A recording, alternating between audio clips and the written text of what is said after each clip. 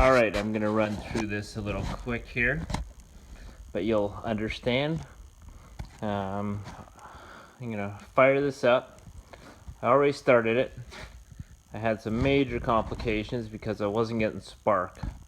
So I got gas, got my power, I wired everything up the way I thought it was supposed to. I wired up to this little gray wire here, and it's for the tack. I realized that after. So I looked in the box for my distributor, and I found this little pigtail thing that came with it. And I thought, okay, well, after reading some instructions, I gotta hook up to the positive right here on the distributor. So I plugged this in there, and we're hooked up to the end here, and figured it's all good.